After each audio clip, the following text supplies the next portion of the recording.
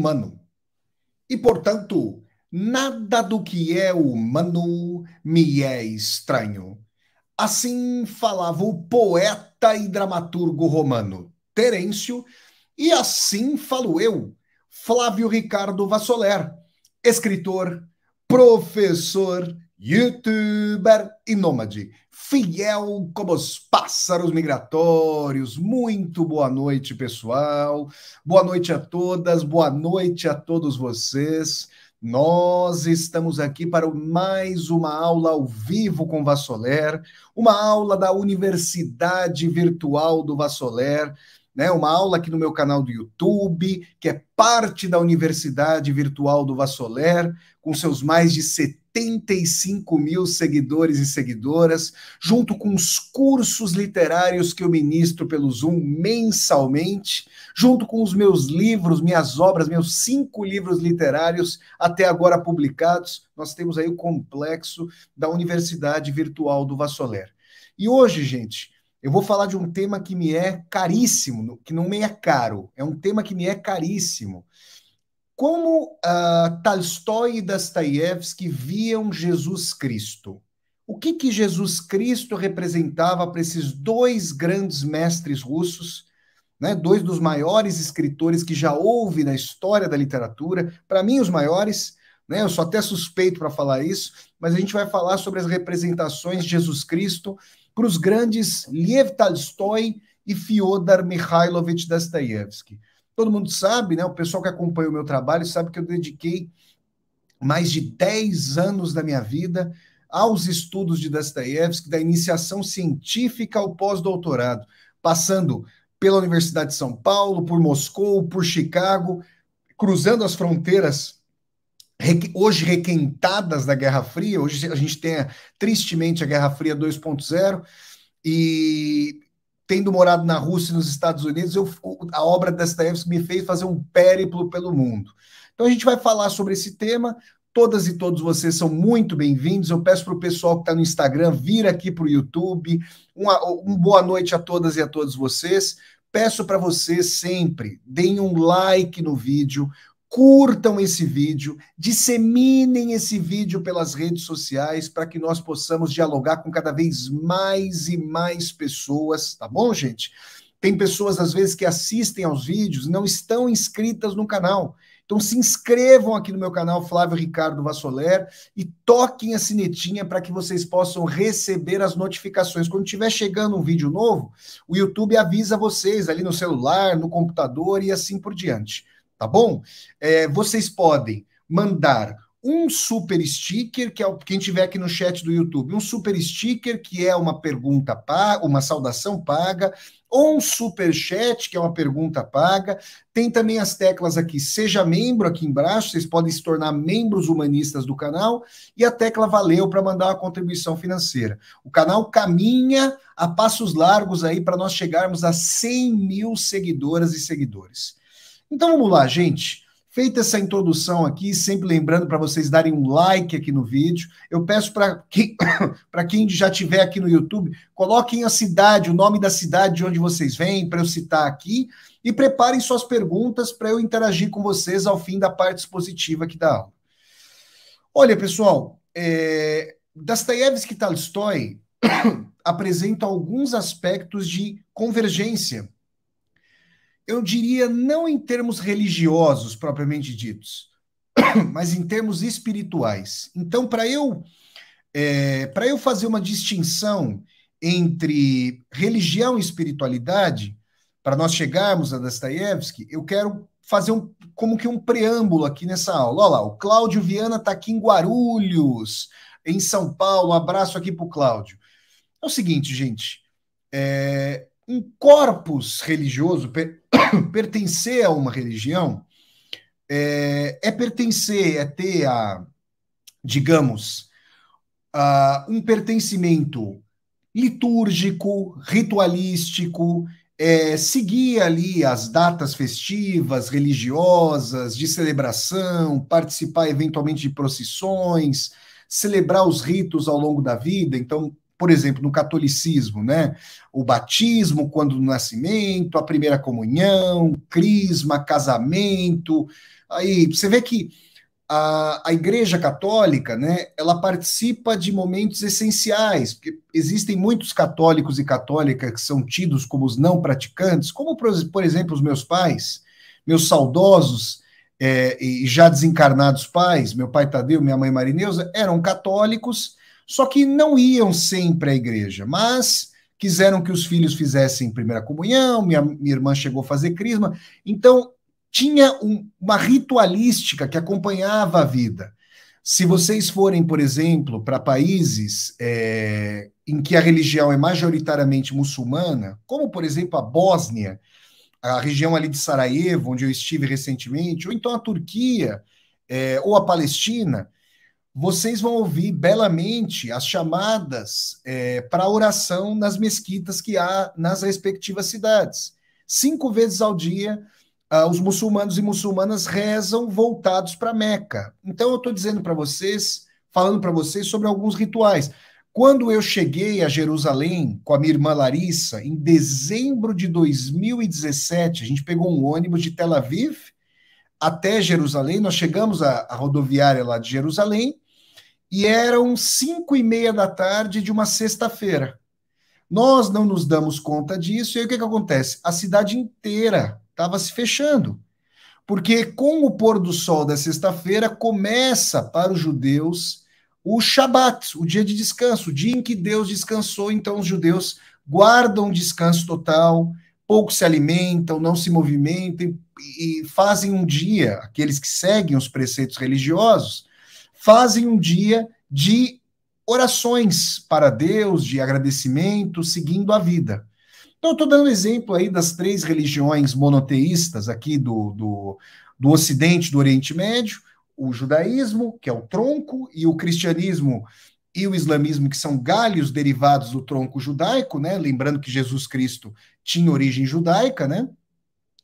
E esses são ritos e celebrações e cerimônias conhecidos de todas, se não de todas e todas vocês, mas da maioria de vocês. Agora, a espiritualidade, ela não necessariamente se vincula a essa ou aquela religiões. Uma pessoa pode, e aí eu me identifico muito com isso, estou falando de algo que me é muito próprio, e estou falando já de algo que eu aprendi também com Tolstói e Dostoiévski. Parte da reflexão espiritual de Tolstói e Dostoiévski flui para esse sentido. E aí a gente se aproxima do Sermão da Montanha de Jesus Cristo, como a gente se aproxima da carta de despedida do Mohammed, do Maomé, como a gente se aproxima de ensinamentos do Moisés, profeta judaico, do Buda e assim por diante. A espiritualidade, ela, ao invés de pensar num corpo doutrinário, litúrgico de uma religião determinada, ela vai entender que os mais diversos povos, nos 4 cantos da Terra, estabeleceram cosmologias ou teodiceias, como vocês quiserem, a respeito do começo e do fim do mundo, dos começos e dos fins do mundo, do sentido da vida, da finitude ou da infinitude da existência, da imanência e da transcendência, do corpo e da alma. Foram vários e vários os povos. E, aliás, gente, eu recomendo a vocês o estudo da antropologia, que é um dos ramos das ciências sociais, dos mais interessantes nesse sentido, para que vocês tenham contato com as várias cosmogonias e cosmologias dos diversos povos, do continente africano, do continente sul-americano, do continente asiático, dos vários ramos do continente asiático, são do continente da América do Norte, são cosmogonias sensacionais.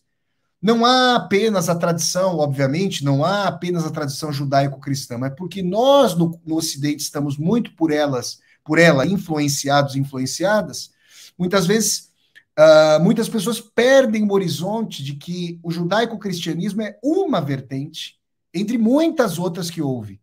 Já houve na história da humanidade milhares e milhares de religiões, muitas das quais não existem mais.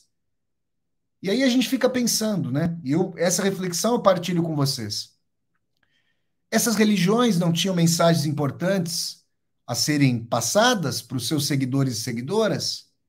Por que, ao invés de nós pensarmos num profeta determinado, numa tradição religiosa determinada, a gente não começa a ver o que é comum ao díspare? Ou seja, quando eu leio o Sermão da Montanha de Jesus Cristo, eu identifico na tentativa de agir com bondade e generosidade para com o próximo algo universal.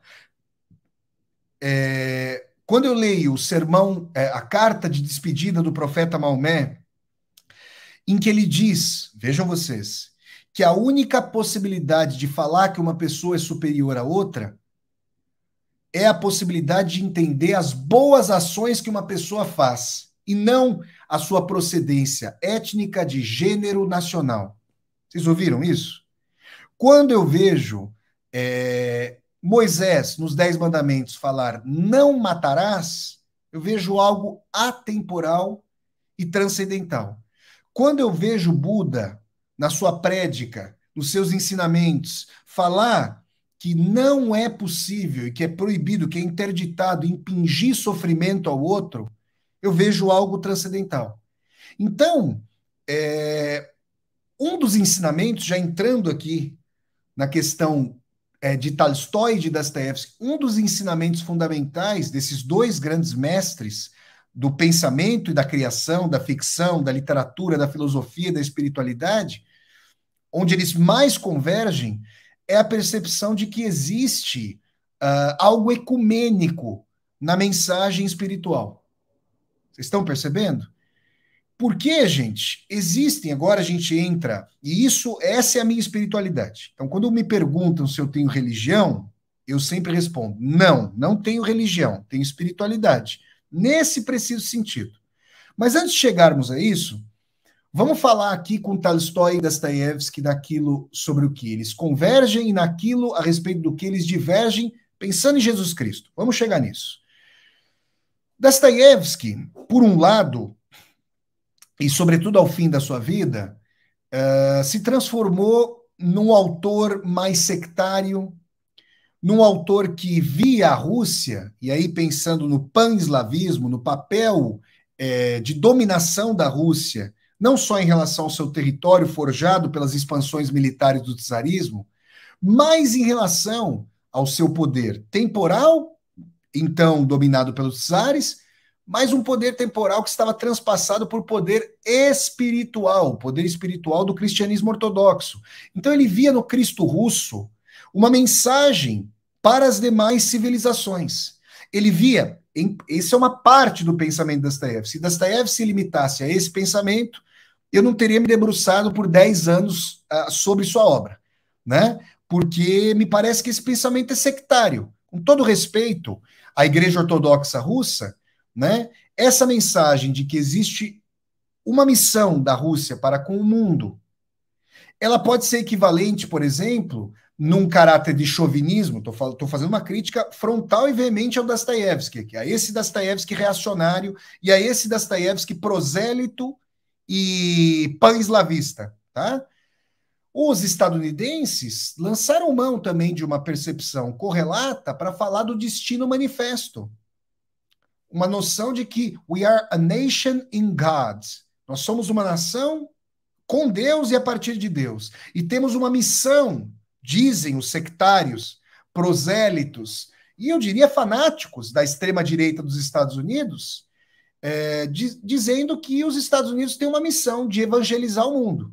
O que isso tem significado em termos de imperialismo, em termos de subjugação e subestimação dos demais povos, dos demais países, de suas culturas, de suas práticas, em termos de incentivo de golpes de Estado, em termos de invasões imperialistas, a história tem mostrado. Então, essa percepção do Cristo russo em Dostoiévski, é importante que nós leiamos nisso não só uma perspectiva do sofrimento de Cristo, porque, inclusive, na capa desse vídeo, hoje, eu coloquei, aqui no fundo vocês têm a sala em que Dostoiévski escreveu Os Irmãos Karamazov.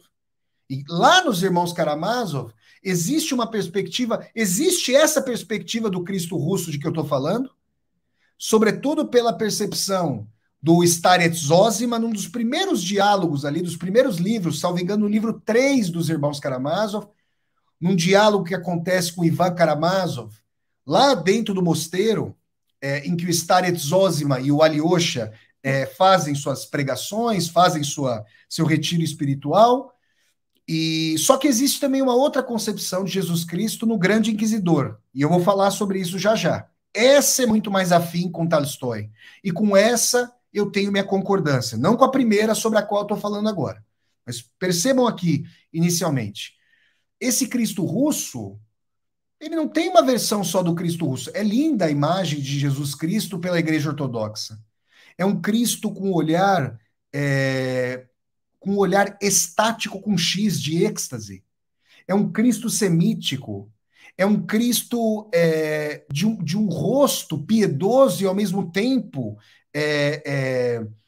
voltado para um ideal de ascese, de superação da imanência. É um maravilhoso Cristo da Igreja Ortodoxa. Eu tenho bastante admiração por essa imagem. Agora, é preciso dizer que os povos poderosos militarmente, como os russos e os estadunidenses, forjaram seus próprios Cristos. Aliás, o Ocidente, as monarquias europeias que capitanearam as grandes navegações também forjaram os seus Cristos. E o fizeram pilhando, colonizando, pilhando e genocidando povos ao redor do mundo, que o diga a América Latina. Então, percebam que, de um lado, nós temos uma visão prosélita, sectária de Jesus Cristo, que vem de uma tradição que associa poder do Estado, etnocentrismo, narcisismo cultural, a uma imagem de Jesus como representante de um próprio povo. Eu acho curioso isso, porque Jesus Cristo era judeu, falava, olha só, Jesus Cristo era judeu, mas a sua língua original era aramaico. Jesus Cristo vivia numa região que à época era dominada pelo Império Romano. Lembremos, por exemplo, do governador regional daquela época, Pôncio Pilatos, que aparece nos evangelhos. Jesus Cristo fez a prédica de que não só os judeus eram passíveis de verdade e bondade, como os samaritanos da Samaria, que não eram judeus.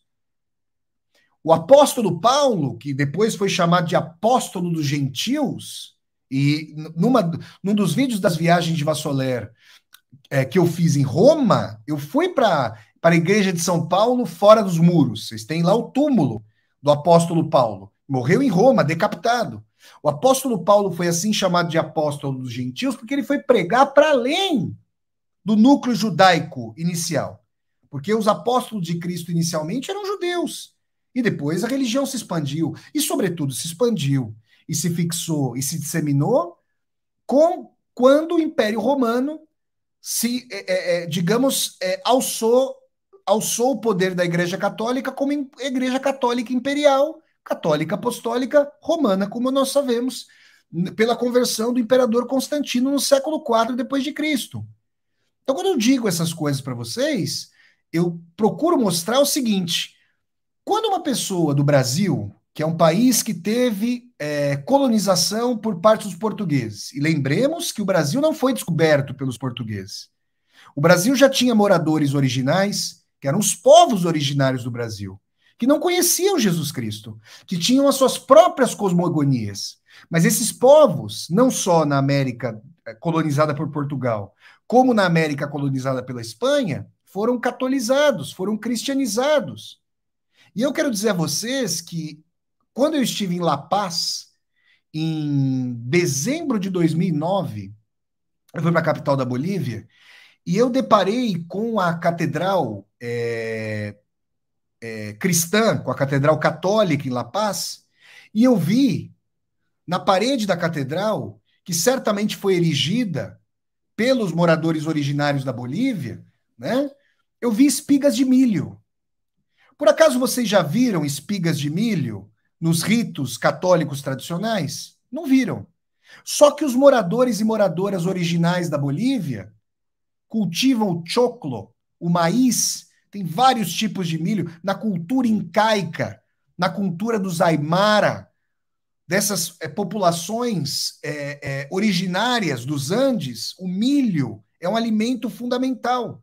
Então, eles mostraram que a sua versão do catolicismo implica dignificar os símbolos originários. Estão percebendo, gente? Então, a tentativa colonial de aculturação, ela esbarra na dimensão de povos que dizem, nós existimos. Temos as nossas tradições, as nossas cosmogonias, os nossos deuses, os nossos ritos. Então, eu quero dizer agora uma coisa para vocês. Eu sou filho de... a minha mãe Marineusa tinha ascendência italiana, de pai e mãe, né? E é filha de imigrantes muito pobres que chegaram ao Brasil em fins do século XIX. A Itália é um país de maioria católica, como vocês sabem. Meu pai Tadeu era filho de poloneses, também um país cuja história é catolizada. Por causa disso, minha irmã e eu fomos criados dentro dos preceitos da Igreja Católica. Agora, se eu fosse palestino, eu teria muita chance de ser muçulmano. Mas eu deparei com cidades na Palestina, como Belém, que tem uma maioria muçulmana, mas que também tem cristãos e cristãs. Se eu fosse japonês, a chance de eu ser budista era grande.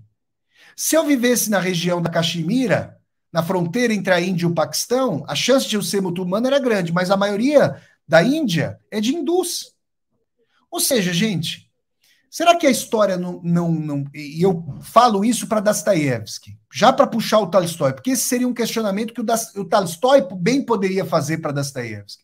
Será que a história já não mostrou para nós que ficar dizendo que existe um profeta maior do que os demais, de que existe uma verdade maior do que as demais, de que existe uma igreja e uma tradição religiosas maiores do que as demais, que isso vai levar a dores, rancores, ressentimentos, competitividade, desrespeito cultural, que isso, quando envolve o poder do Estado, historicamente o envolveu, vai levar a guerras? Que isso é narcisismo cultural, etnocentrismo coletivo? Vocês percebem, gente?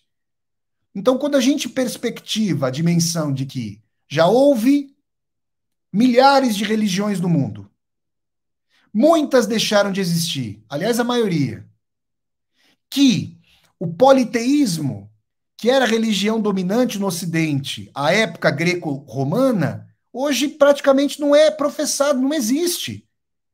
E era o politeísmo que olhava com condescendência para o cristianismo. E era o politeísmo oficial de Roma que mandava cristãos para o Coliseu. Nós estivemos no Coliseu Romano no ano passado nas viagens de Vassoler. E eu falei muito com você sobre isso. Sobre esse aspecto, entrando no anfiteatro, que não me culpem, hein? Tem o nome lá do imperador da época, Flávio. Eu, graças a Deus, eu não me chamo Flávio por causa desse Facínora, que dá o nome lá para o Coliseu, né? Então, eu gostaria que nós refletíssemos, porque quando a gente se desprovincianiza, quando a gente faz um exercício de alteridade, a gente percebe que porque nós nascemos num local determinado, a gente pode ou não ter uma fé determinada. E aí o Tolstói se perguntou. O Tolstói escreveu um livro chamado Uma Confissão, sobre o qual eu já fiz aqui análise, já fiz leituras e tudo mais. E ele chegou à conclusão seguinte: o Tolstói buscava um sentido para a vida. O Tolstói foi talvez tenha sido o primeiro a primeira celebridade, tal como nós entendemos a dimensão hoje, para vocês verem como a sociedade melhorou de celebridade, de Tolstói para as atuais subcelebridades. Por aí a gente vê como a gente está indo num excelente caminho, né, gente? Por aí vocês pensem. Mas o Tolstói tinha sua vida lá escrutinada por jornalistas que queriam saber o que ele tinha comido no café da manhã, se ele tinha discutido com a esposa, como ele era como pai, se ele tinha cavalgado. Gente, um tipo de superficialidade, de fatuidade, de frivolidade que, para um gigante do pensamento e da espiritualidade como Tolstói, começou a fazer com que a vida fosse desprovida de sentido. E num determinado momento das suas grandes buscas espirituais, o Tolstói começou a seguir todos os ritos da Igreja Ortodoxa Russa. Os jejuns, as festas, as orações. Porque ele queria descobrir se a entrega de si a esses ritos o faria chegar ao sentido. E eu quero dizer a vocês que até hoje, Lev Tolstói não teve a sua posição reabilitada como fiel da Igreja Ortodoxa, porque no princípio do século XX ele foi excomungado. Aí vocês vão perguntar, meu Deus, Vassoler, mas como assim? Por que o Tolstói foi excomungado? O Tolstói foi excomungado porque, leiam o texto, uma confissão. Leiam. Não são palavras minhas. Abre aspas aqui. Porque ele achou que os ritos da Igreja Ortodoxa eram vazios de sentido.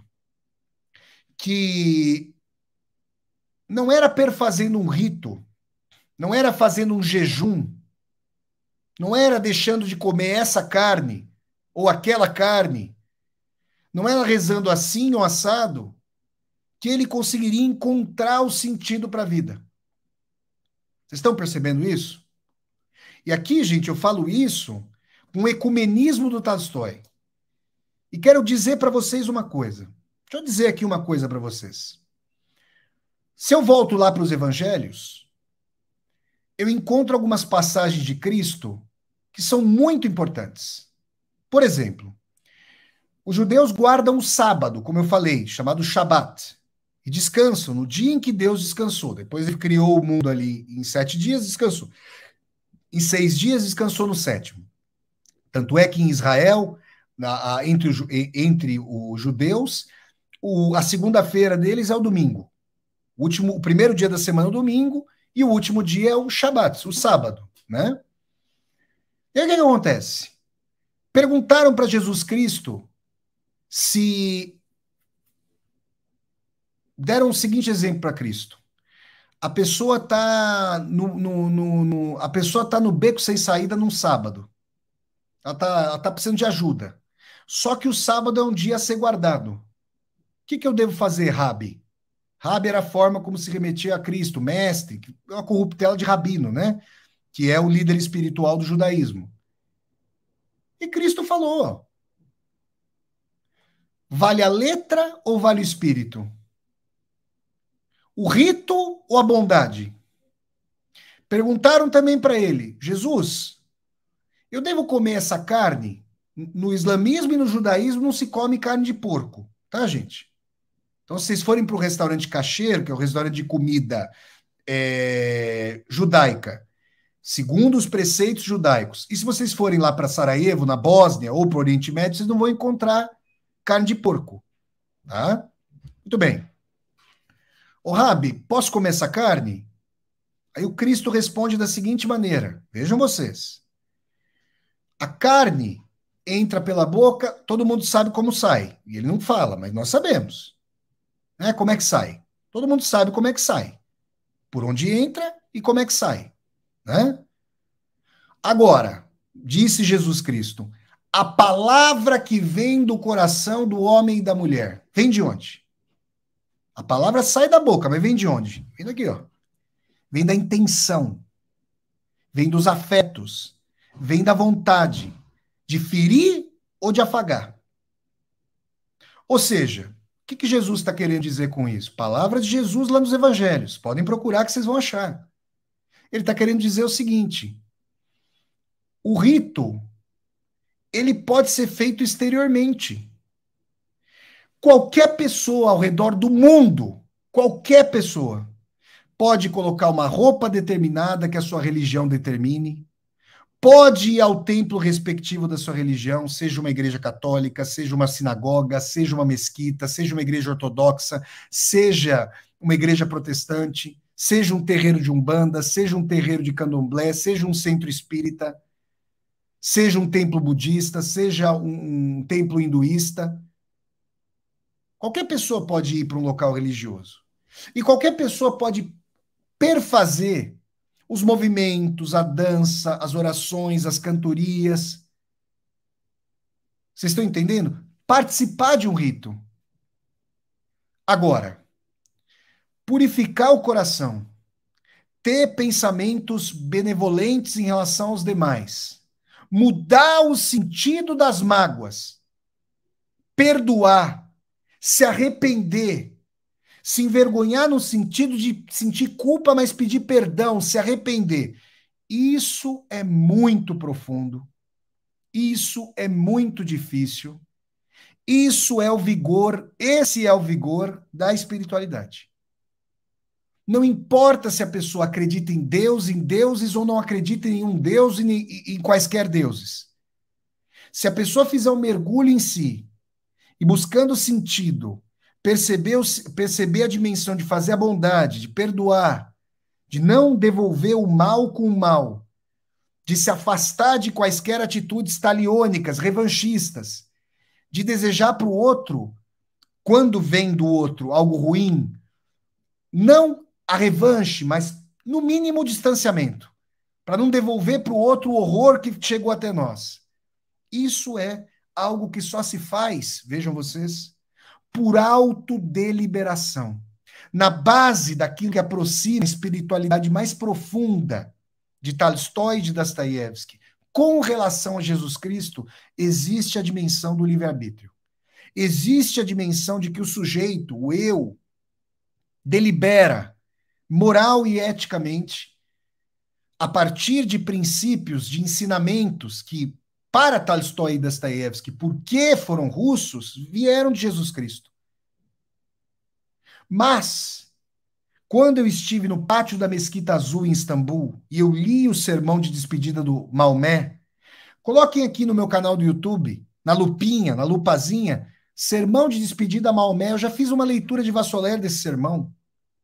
Nenhuma pessoa branca é superior a qualquer pessoa negra. Nem qualquer pessoa negra é superior a uma pessoa branca. O homem não é superior à mulher, a mulher não é superior ao homem. Vocês estão entendendo? A mulher é parceira do homem e deve ser respeitada. Profeta Maomé escrevendo isso. A única maneira de determinar se uma pessoa é superior a outra, e aí já não seria uma questão de superioridade hierárquica, é aferir as boas ações. E quem faz boas ações geralmente não está interessado em ser melhor do que os outros. Está interessado em cooperar, em ser solidário e fraterno. Gente, quando eu vejo o Sermão da Montanha de Jesus Cristo falando que é preciso oferecer a outra face, amar ao próximo, como a ti mesmo. Quando eu vejo o Buda dizendo que não se deve afetar sequer uma mosca com maldade. Essas mensagens não são as mesmas? Então, ao invés de olhar para a contingência de ser japonês, palestino ou brasileiro, ou russo, esses autores perceberam que os profetas, que são os mais conhecidos, mas também existem as milhares e milhões de pessoas desconhecidas que estiveram nessa terra, trazendo pequenos ensinamentos, gestos que constroem a bondade no dia a dia, independentemente de etnia, de país, de língua. Vocês estão percebendo a missão múltipla? O múltiplo virando uno? Essa é a busca espiritual. Então, quando alguém faz uma boa ação, porque tem outras pessoas olhando, por exemplo, tá cheio de pessoas, não vou falar nomes, mas vocês sabem. Tem pessoas que fazem doações, pessoas famosas, de prestígio, que fazem as doações, e aí quando fazem as doações, chamam programas de celebridade para mostrar que estão doando. Essas pessoas estão doando ou estão capitalizando a doação? Ou seja, elas doam um pouco para dizer que são beneméritas e reforçarem os seus contratos televisivos, radiofônicos, internéticos e assim por diante. Agora, tem pessoas famosas, atores, atrizes, intelectuais, sei lá, pessoas que fizeram caridade, que fizeram doações a vida inteira e nunca falaram um pio. Aí, quando a pessoa morre, a gente fica sabendo que essa pessoa estava ajudando os outros. Vocês estão entendendo? A gente fica sabendo que essas pessoas estavam ajudando os demais. Então, o que eu digo para vocês?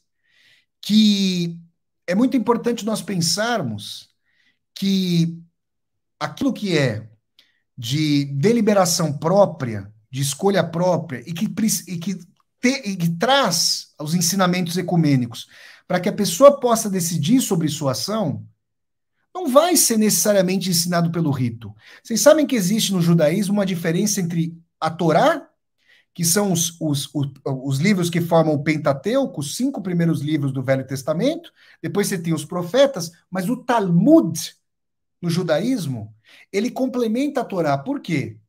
Porque lá onde houve os mandamentos generalistas, o Talmud tenta complementar com preceitos e ensinamentos que vão nas brechas do cotidiano.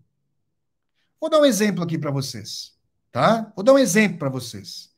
E esse exemplo é importante, seria importante tanto para Tolstói quanto para Dostoiévski. Nós vamos chegar já já ao Grande Inquisidor. Outro dia eu li um trecho do Chico Xavier que me tocou muito, muito. Ele falando de pessoas que gostam de dizer verdades para os outros. E aí pensem no seguinte, imaginem que tem um trio de amigos, então um casal, o namorado e a namorada, e o amigo deles, eles estão na balada, tá? Aí, o rapaz que namora a moça gosta muito da moça, muito. E o rapaz, amigo deles, que tá lá na balada com eles, é um melhor amigo desse rapaz aí que tá namorando. Aí, de repente, esse rapaz do casal, ele vai pro banheiro. Ficam a moça e o rapaz tomando uns drinks lá no, vamos dizer assim, algum lugar da balada lá. Vamos supor que a moça olhe para o rapaz, para esse amigo, de forma diferente e, digamos, diga para ele que está apaixonada. Ela está namorando com o melhor amigo. E o rapaz gosta muito do amigo. Ele se sente atraído pela moça, mas ele é enormemente amigo do outro. E ele não quer ter absolutamente nada com a moça, nesse exemplo hipotético que eu estou dizendo. A moça se apaixonou, ué. Ela tá com outro rapaz, mas ela acabou se apaixonando. Aliás, gente, se isso não fosse tão recorrente na história humana, que seria da literatura? Pensem aí, por exemplo, no Dom Casmurro, né, do nosso querido Machado de Assis. Porque se é o melhor amigo do namorado, tem atributos que são próximos, contíguos do rapaz com quem ela namora. E aí acontece, a paixão acontece, gente. A gente muitas vezes gosta de pessoas e para além do que a norma fria e dura assevera, que é o caso de você respeitar o relacionamento, não impingir adultério, traições e assim por diante, tá? Aí volta o rapaz cheio ao banheiro. O que esse rapaz vai fazer? O que esse melhor amigo vai fazer?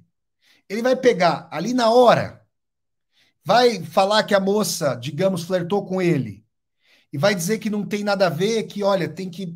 Como é que lida com isso? Como é que se lida com isso? Isso é uma situação espinhosíssima. Uma amizade pode terminar ali. Um relacionamento pode terminar ali. E aí eu li um trecho do Chico Xavier dizendo o seguinte: por que Jesus falava em parábolas? Porque existem pessoas e pessoas com seus respectivos momentos para saber de determinadas verdades factuais. Tem pessoas que não estão prontas para elas e podem ser muito feridas e machucadas por elas. Existem momentos, e todos nós já passamos por isso. Existem momentos que a gente consegue absorver algo, outros momentos desse algo a gente se afasta completamente, que é duríssimo. Então, uma doutrina, ela pode dizer, tentar simplificar a realidade e tornar estanque o que é certo e o que é errado. Como se houvesse só 2 cromatismos na vida. Mas a verdade é que a vida é uma névoa, cheia de coisa cheia de coisa turva, contraditória. E esse aspecto de discernir o certo do errado, quando muitas vezes certo e errado dão as mãos, se aproximam, dançam uma valsa, é a dimensão de espiritualidade de que fala o Tolstói em Uma Confissão. Ele vai dizer que essa busca incessante por sentido, por bondade, esbarra em vários caminhos. Gente, às vezes a gente faz uma coisa com a melhor das intenções, até parodiando aqui o Lacan, você pode dizer o que você diz. Você nunca vai ter certeza precisa do que o outro vai ouvir em relação ao que você disse. Isso colocado, né? Isso colocado, a gente faz uma coisa achando que a pessoa vai amar, a pessoa vai lá, acha que você a desconsiderou. Todo mundo já passou por isso em namoro, em amizade, com as famílias, com a família, com os familiares. Então, essa busca incessante por sentido, ela está na base da confissão do Tolstói no livro Uma Confissão, que fez com que ele achasse que religiões, no plural, Tolstói, que mais ecumênico do que Dostoiévski, conheceu o Islã, conhecia o cristianismo ortodoxo e foi estudar o budismo. E ele chegou à conclusão de que Jesus Cristo trouxe, para além das prédicas teodiceicas, teológicas, prédicas éticas. Uma forma de viver a vida segundo preceitos de bondade e solidariedade.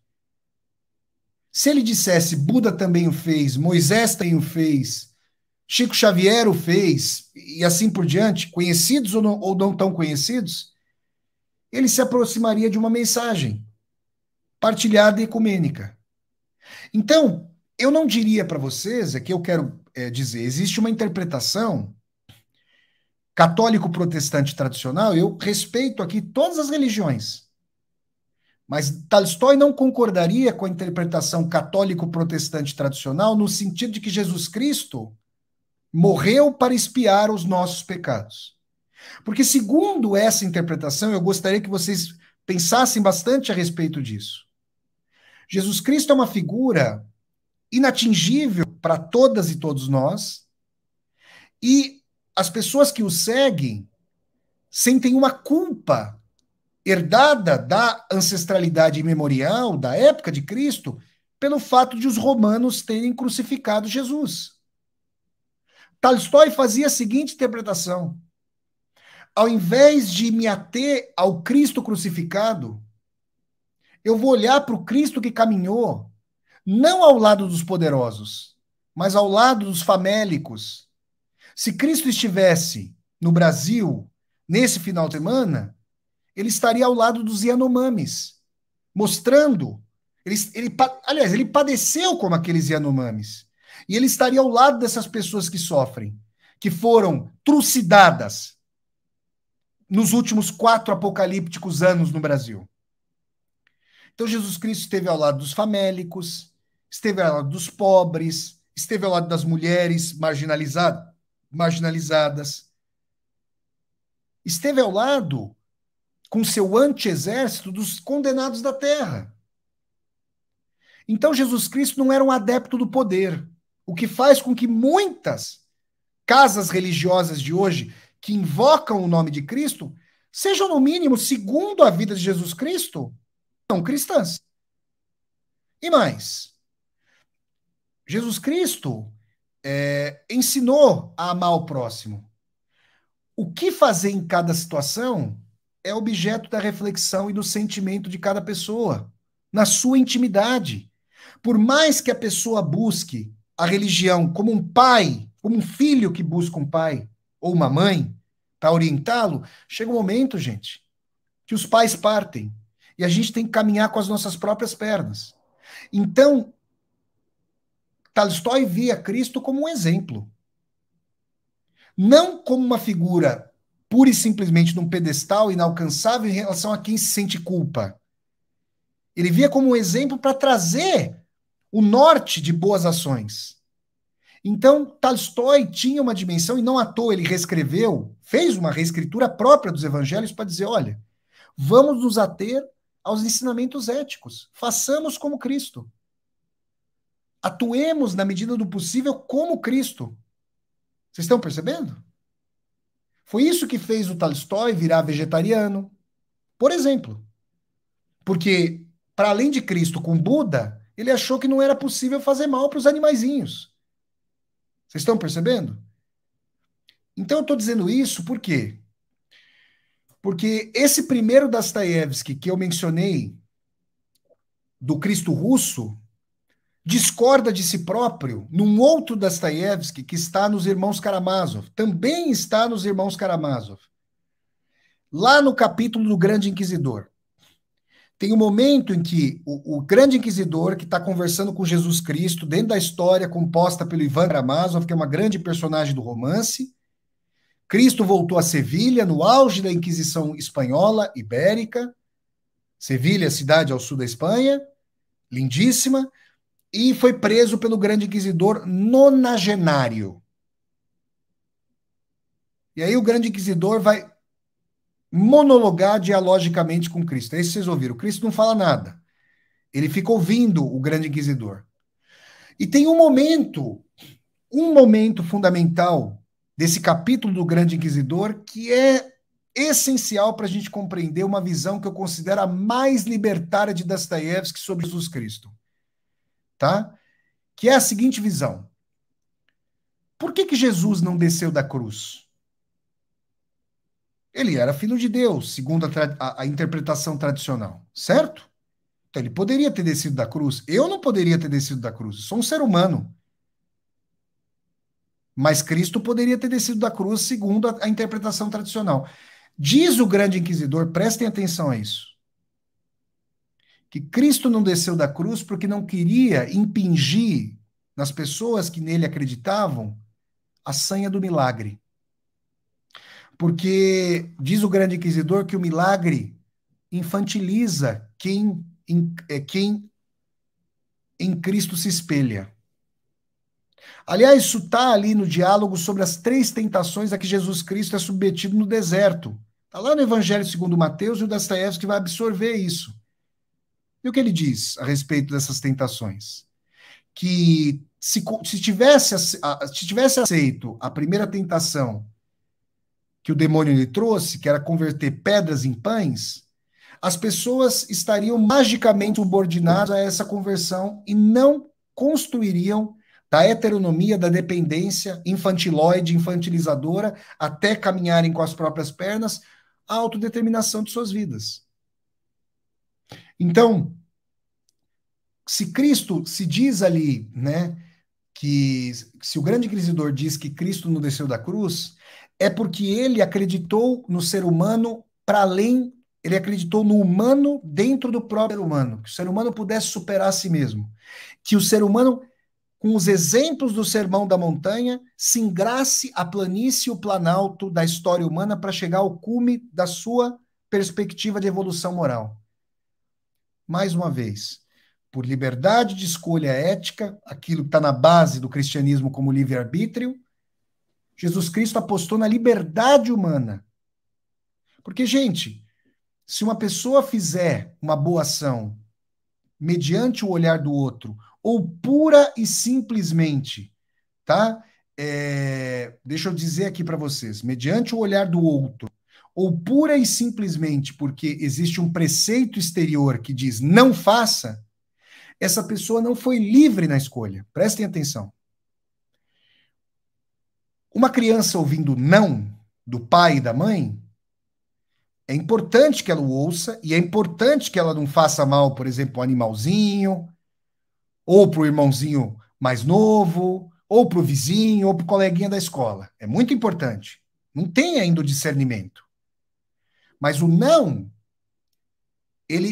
se ele ficar só exterior, se ele não for percebido e, sobretudo, sentido, inteligido e sentido, quando não houver a instância do não, não vai haver disciplina e não vai haver introjeção ética para não deixar de fazer algo.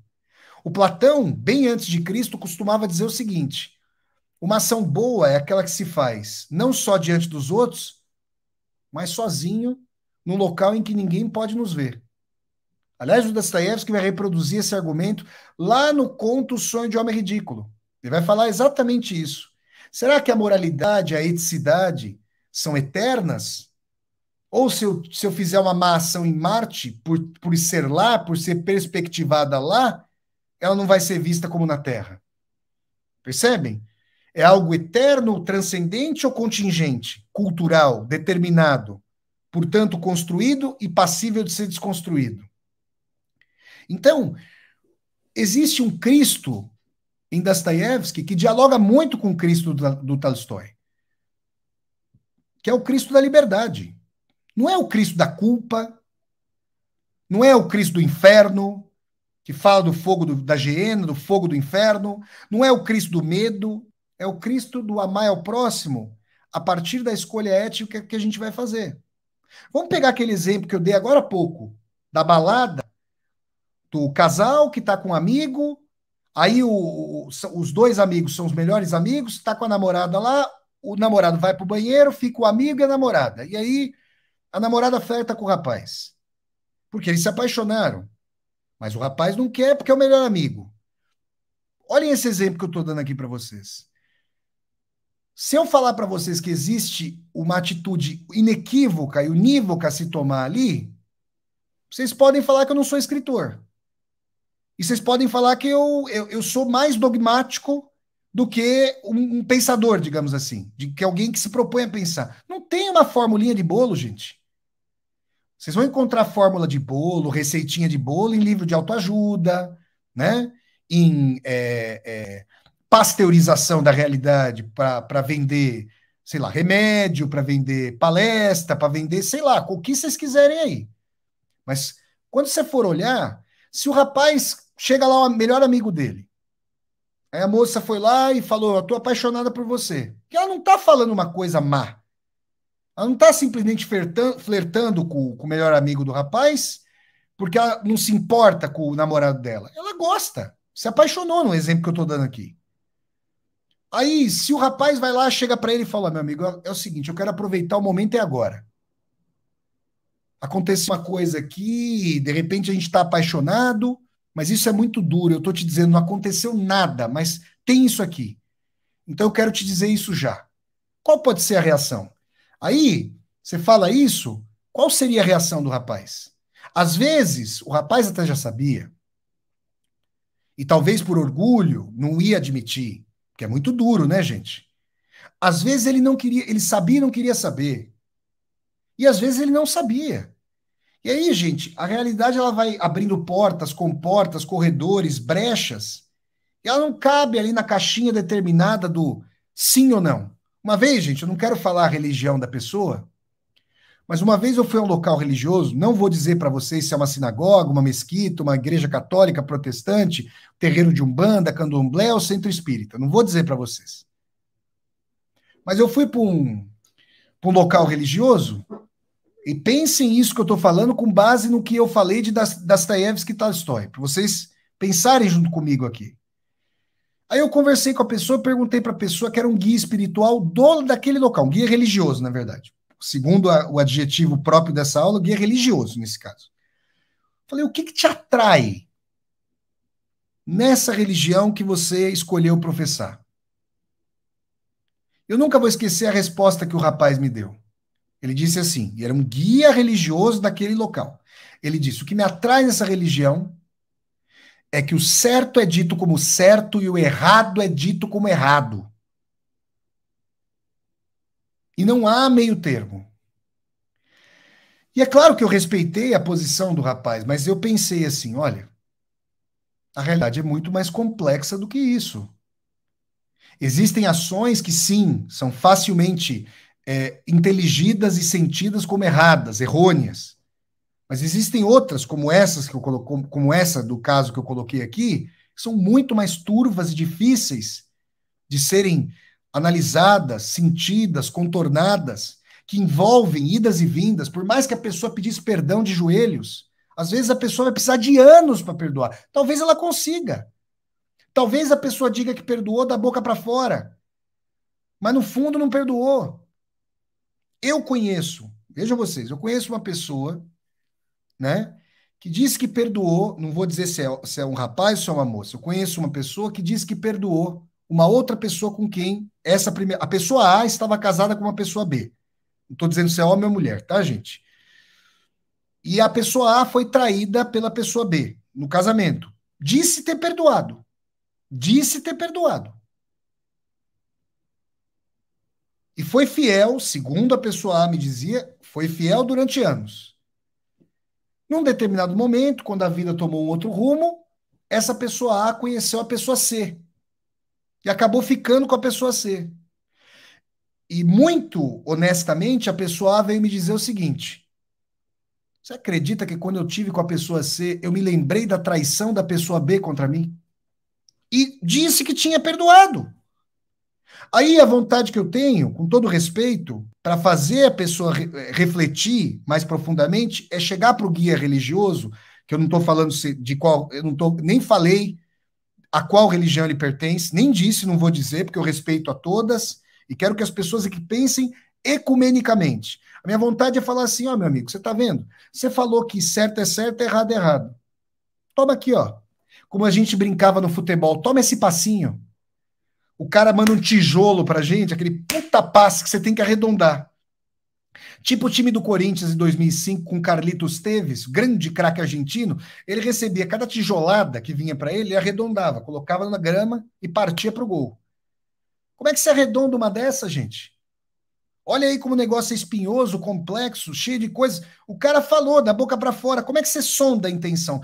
É bonito isso. Só a pessoa consigo própria pode sondar a sua intenção. E é a isso que Cristo, para Tolstói e Dostoiévski, chama atenção. Ele chama atenção para a gente sondar as nossas próprias intenções, as nossas próprias deliberações, as nossas próprias vontades. Eu posso enganar. Posso dizer uma coisa para um amigo, para uma amiga.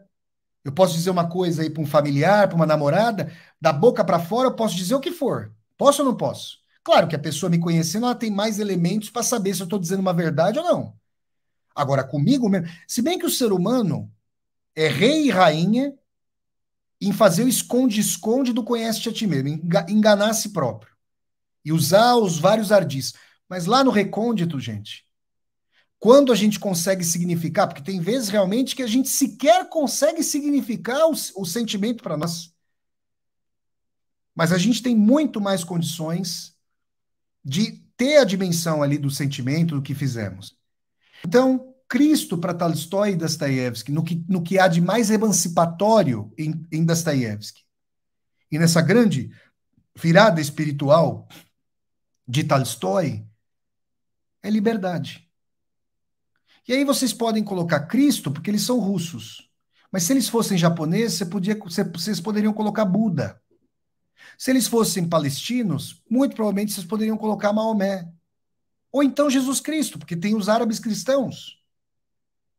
Se ele fosse, vamos dizer aqui para vocês, hindu, vocês poderiam colocar divindades do hinduísmo. Vocês estão percebendo, gente? Se fosse Zoroastro, zoroastrista, do zoroastrismo, o Zoroastro, e assim por diante. Então, eu estou querendo dizer para vocês o seguinte, que essa liberdade é uma liberdade que pressupôs as vindouras, que é a antecâmara das vindouras constituições. O que as constituições secularizadas, laicas, quando laicas, né, pretendem fazer? Discernir as balizas de construção de uma sociedade e, a partir, né, dos esteios éticos que vêm da família e chegam às bases constitucionais, as práticas, as balizas, os limites das ações. Pessoas verdadeiramente emancipadas para a alteridade, uma relação fraterna, têm cartas constitucionais, 10 mandamentos dentro da cabeça e dentro do coração. Enquanto as pessoas precisarem de outrem dizendo o que elas devem fazer, e sobretudo pelo não, que é uma coisa muito própria para a educação de pais para crianças, a gente percebe o estado da humanidade.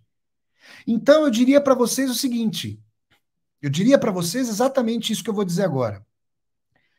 Quando nós vemos religiões ao redor do mundo, não só no Brasil, mas ao redor do mundo, cujos profetas são colocados como pais draconianos em relação a fiéis são tratados como crianças, a gente percebe como é difícil a vivência da liberdade, a vivência de uma escolha ética determinada, de discernir a partir de um ensinamento. Então, meu pai e minha mãe me ensinaram várias coisas na vida, minha avó, mas eu aprendi muito com eles, muito, muito. E as vozes deles, eles já desencarnaram, infelizmente, as vozes deles estão aqui dentro do meu coração. Só que a minha vida, em boa medida, tem muitas coisas deles, mas eu vivi coisas e vou viver coisas muito distintas das coisas que eles viveram. Já a minha mãe, que nasceu em meados do século XX, falava que muitas coisas que minha avó, que nasceu em 1924, muitas coisas que minha avó tinha ensinado para ela, sobretudo na questão comportamental, já não faziam tanto sentido. Mas todo mundo sabe disso. Pense nos pais de vocês. E aí o que acontece? Acontece o seguinte, que quando eu quero pensar sobre uma situação inusitada para mim, que, por exemplo, não está balizada a priori pelos ensinamentos que vieram dos meus pais, eu preciso reinventar. É claro que eu posso falar o que minha mãe, o que meu pai, o que minha avó fariam nesse lugar. Mas ao falar isso, eu já reaproprio o que eu faria. Porque ao mesmo tempo que eu sou a somatória deles, eu sou uma resultante vetorial deles, eu também sou como antítese aquilo que eu próprio criei nas minhas experiências em diálogo com eles. Eu me reinvento, como vocês. Não sou só eu, são vocês também. Somos todas e todos nós. Então, se eu disser assim, olha, meu pai não faria isso, qual foi a vida do meu pai? Qual era a situação? Quais as camadas? Eu acho realmente que tem questões, gente, que são bem determinadas, bem delineadas. Tem outras que são turvas. Às vezes você sabe, por conhecer uma pessoa, você consegue discernir a intenção da pessoa. Às vezes a ação dela não foi vil, mas a intenção foi torpe. Aí vamos supor que de boa índole você vai para a pessoa e fala: Meu, como é que você fez isso? Ou como é que você quis isso? Porque não aconteceu, mas você quis. E de repente a pessoa pode até admitir, mas a maioria das vezes, gente, o orgulho humano é tão grande que a pessoa não vai admitir e vai jogar a bomba no teu colo. Então a situação é mais complexa. Eu vejo para Tolstói e Dostoiévski Jesus Cristo como uma grande baliza, como um grande norte, como uma estrela guia. Mas não é uma questão de culpa, não é uma questão de falar, nossa, nós somos descendentes daqueles e daquelas que crucificaram Jesus Cristo, os romanos. Que a prática da crucificação é romana, né? Quem crucificava eram os romanos. Não. Como é que eu vou escolher? Que bases me foram dadas? Então é como se fossem balizas, ensinamentos. E da forma como eu vejo, agora estou falando minha própria visão, e aliás, isso está em Dostoiévski e Tolstói, parece que essa mensagem vai sendo reiterada por vários profetas de vários povos, conhecidos ou desconhecidos, de cujas tradições participaram e já não participam, religiões que existiram e não existem mais. E a humanidade tem dificuldade de entender essas questões. Tem dificuldade. E a humanidade gosta de se ajoelhar diante de totens, de líderes, gosta de saber exatamente o que pode e não pode fazer, como se o mundo fosse tati bitati, como se as situações não fossem cinzas, cinzentas, turvas. É isso que eu gostaria de falar para vocês, e é essa mensagem essencial. Jesus Cristo como liberdade, como discernimento ético de uma ação, e muitas vezes duríssimo. Porque às vezes, gente, a gente não vai conseguir fazer a melhor escolha. A gente vai cometer um erro. E pode demorar, às vezes, décadas para admitir isso, dado o orgulho, a vaidade do ser humano, o egoísmo. Mas a hora que, quando fica latejando isso, quando pessoas, vai passando tempo, você conversa com as pessoas, a pessoa fala, olha, você pisou na bola. Aí a pessoa vai amolecendo com o tempo, a pessoa vai se abrindo a mão, ao invés de ficar com aquela coisa fechada da raiva, ela vai abrindo a mão, vai amolecendo, até que consegue, muito dificilmente, ter a dimensão do perdão. Isso é próprio. Vocês entendem que ninguém pode fazer isso por mim, ninguém pode fazer isso por vocês? Percebem? Ninguém pode fazer isso por mim e por vocês. Isso é liberdade. E aí eu quero dizer o seguinte, gente. O pessoal que está acompanhando essa aula, muita gente já sabe, mas eu falo aqui para quem está chegando, para os marinheiros e marinheiras de primeira viagem na Universidade Virtual do Vassoler.